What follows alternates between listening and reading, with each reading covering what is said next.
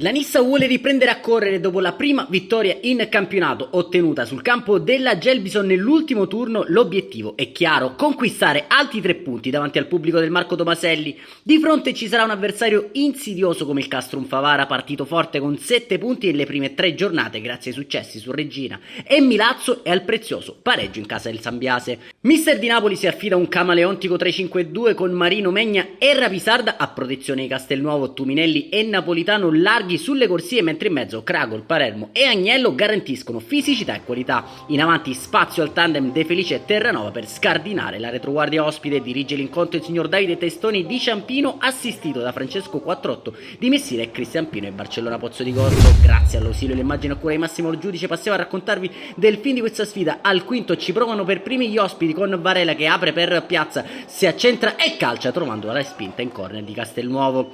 Dal corner che ne segue sfera messa sul secondo palo per De Min, che trova ancora un super Castelnuovo a dire di no. All'ottavo palla che arriva in zona, De Felice si coordina e calcia Lauritano, va giù e neutralizza. Un minuto dopo il quarto d'ora prova a scaldare il mancino Oliver Cragol su punizione dai 25 metri, respinge Lauritano. Al 34esimo Cragol la mette in mezzo da corner, colpo di testa di Rapisarda che termina sul fondo. 2 minuti più tardi Terranova sulla sinistra sterza e calcia ancora una volta, risponde presente l'estremo difensore Lauritano. Al 42esimo occasione Castrum Favara su calcio d'angolo, la palla arriva sul secondo palo dove arriva il tuffo di testa, questa volta vincente, di De Min. 1-0 Castrum Favara.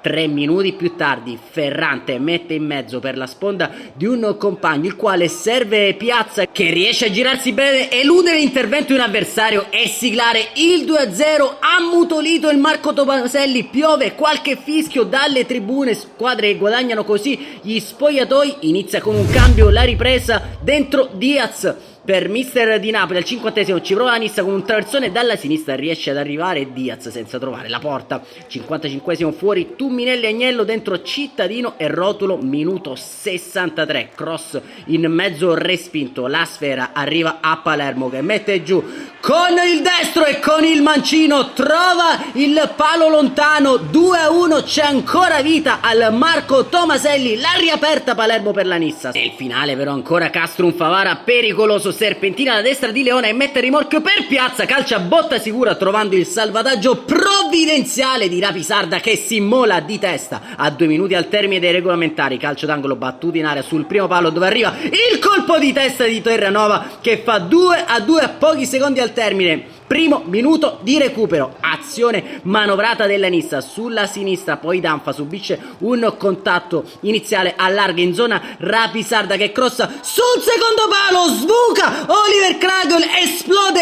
il Marco Tomaselli. La Nissa ha completato una pazza rimonta da 0-2 a 3-2.